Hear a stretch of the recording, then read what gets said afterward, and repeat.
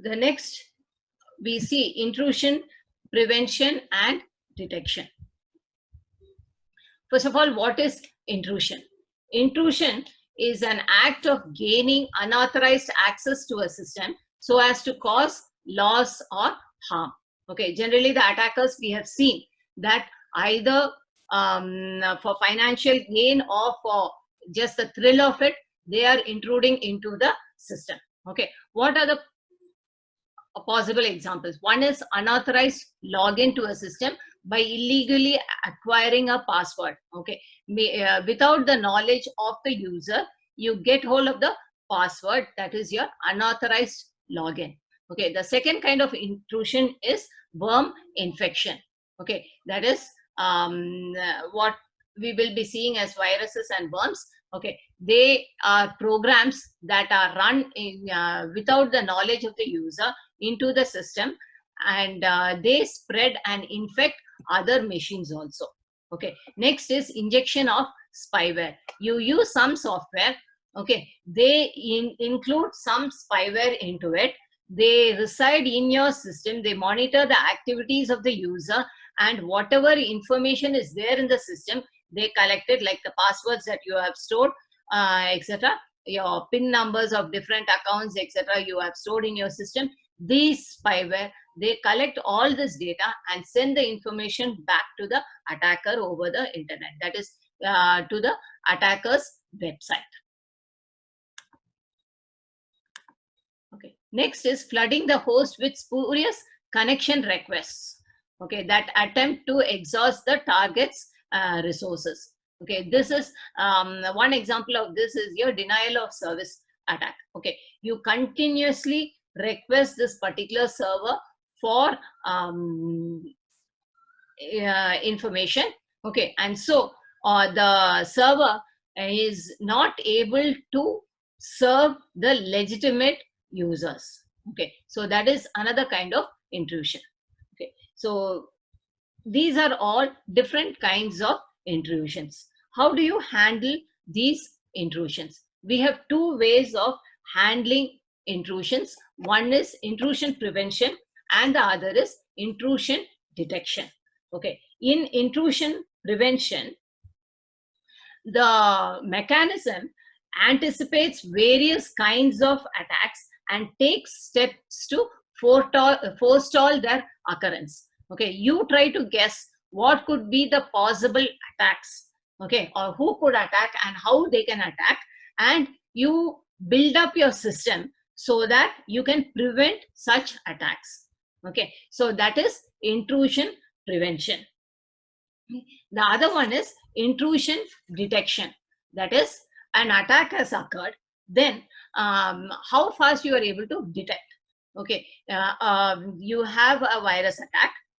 Many times you don't know that an attack has occurred. Okay, but if you have an intrusion detection system, then with the intrusion detection system, we should be able to find out that an attack has occurred. Okay, this is generally based on the study of the previous attacks that have taken place. Okay, the pattern in which the events are occurring. The intrusion detection system makes a study of all that, learns about the attacks, and helps or raises an alarm whenever such a pattern occurs. Okay, so we have two different kinds of handling intrusions. One is intrusion prevention and the other is intrusion detection. Okay, intrusion prevention anticipates various kinds of attacks and takes steps to forestall their occurrence. Okay, for example, the case of software vulnerabilities. Okay, so what are all the possible problems or the vulnerabilities in your particular software? Okay, the programmers should adopt practices that help to reduce or eliminate software vulnerabilities. Okay, for example, in C++, if you take, okay, there is a possibility of a buffer overflow. Okay, what is buffer overflow? Yeah, whenever you declare variables, okay, say you are declaring an array marks of size 60. Okay, even so you will be able to access from marks of 0 to marks of 63. By mistake, suppose somebody assigns a value to marks of 64, then C++, they don't make a check on the bounds.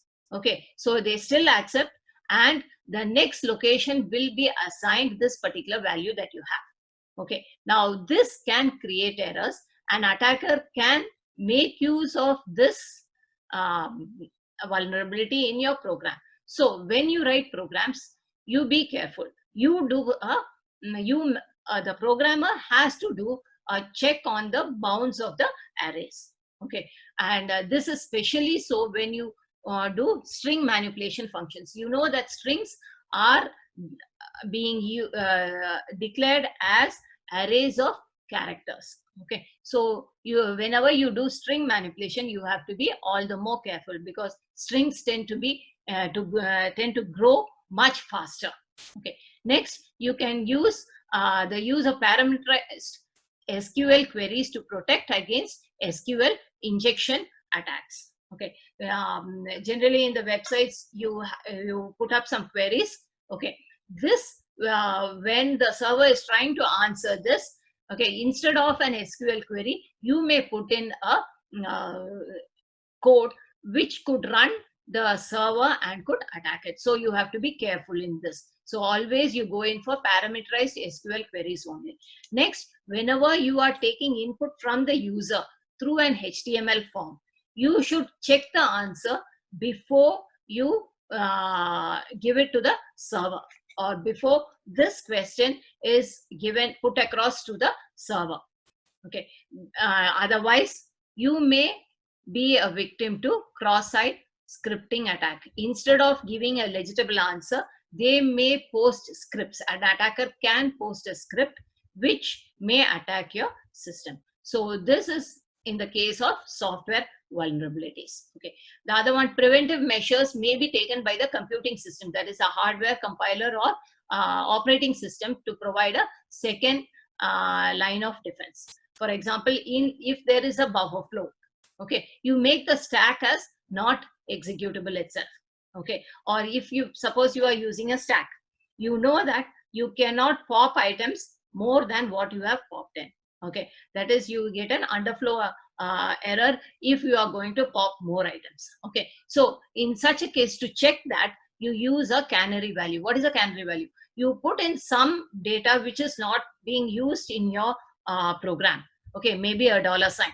So if you first push in $, so when you pop out and you check, you first check if it is a $. If it is a $, you know that you have reached the end of the stack.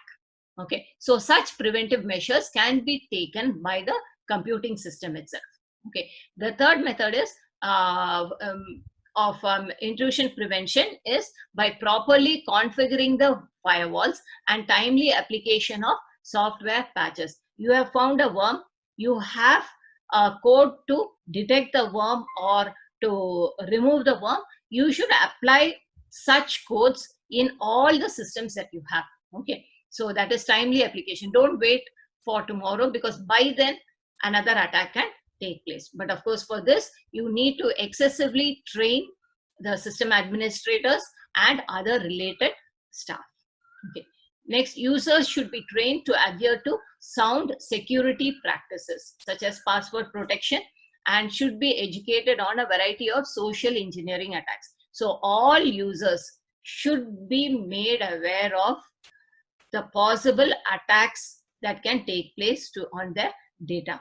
Okay, also they should be educated on how to protect their passwords. Otherwise, tomorrow somebody finds it, then loses their data, you will become responsible. Okay, in all cases, deterrence is very important.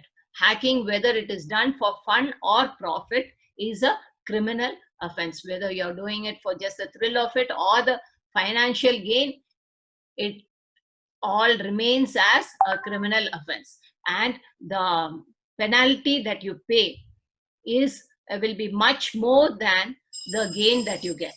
Okay, and so it is always better to have a very good intrusion prevention system.